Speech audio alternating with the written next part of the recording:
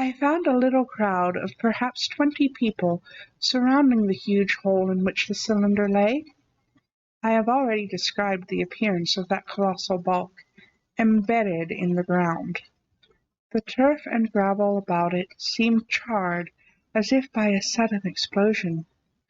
No doubt its impact had caused a flash of fire. Henderson and Ogilvy were not there.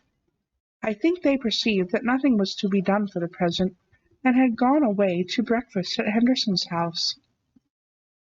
There were 4 or 5 boys sitting on the edge of the pit, with their feet dangling, and amusing themselves, until I stopped them by throwing stones at the giant mass. After I had spoken to them about it, they began playing at touch in and out of the group of bystanders. Among these were a couple of cyclists, a jobbing gardener I employed sometimes, a girl carrying a baby, Greg the butcher and his little boy, and 2 or 3 loafers and golf caddies who were accustomed to hang about the railway station. There was very little talking. Few of the common people in England had anything but the vaguest astronomical ideas in those days. Most of them were staring quietly at the big table-like end of the cylinder, which was still as Ogilvy and Henderson had left it. I fancy the popular expectation of a heap of charred corpses was disappointed at this inanimate bulk. Some went away while I was there, and other people came.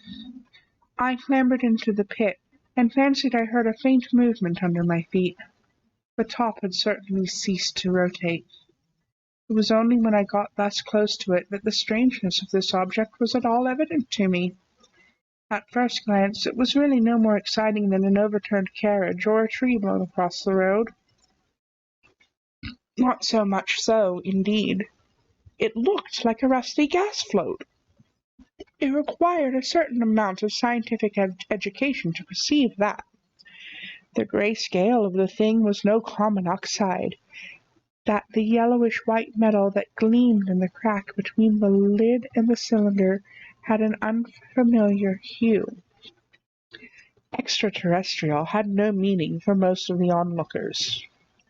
At that time it was quite clear in my own mind that the thing had come from the planet Mars, but I judged it improbable that it contained any living creature. I thought the unscrewing might be automatic. In spite of Ogilvy, I still believed that there were men in Mars. My mind ran fancifully on the possibilities of its containing manuscript, on the difficulties in translation that might arise, whether we should find coins and models in it, and so forth. Yet it was a little too large for assurance on this idea. I felt an impatience to see it opened. About 11, as nothing seemed happening, I walked back, full of such thought, to my home in Maybury. But I found it difficult to get to work on my abstract investigations. In the afternoon, the appearance of the common had altered very much. The early editions of the evening papers had startled London with enormous headlines. A message received from Mars. Remarkable story from Woking. And so forth. In addition, Ogilvy's wire to the Astronomical Exchange had roused every observatory in the 3 kingdoms. There were half a dozen flies or more from the Woking station, standing in the road by the sandpits, a basket chaise from Chobham, and a rather lordly carriage. Besides that, there was quite a heap of bicycles. In addition, a large number of people must have walked in spite of the heat of the day, from Woking and Chertsey, so that there was altogether quite a considerable crowd, 1 or 2 gaily dressed ladies among the others. It was glaringly hot, not a cloud in the sky, nor a breath of wind, and the only shadow was that of the few scattered pine trees.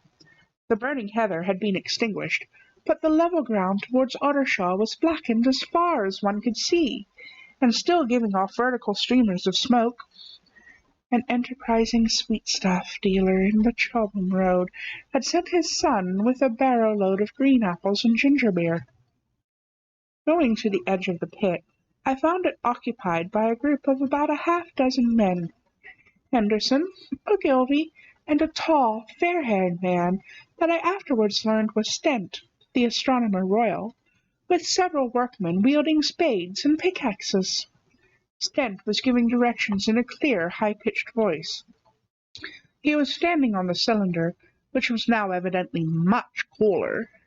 His face was crimson and streaming with perspiration, and something seemed to have irritated him. A large portion of the cylinder had been uncovered, though its lower end was still embedded. As soon as Ogilvy saw me among the staring crowd on the edge of the pit, he called me to come down, and asked me if I would mind going over to see Lord Hilton, the lord of the manor.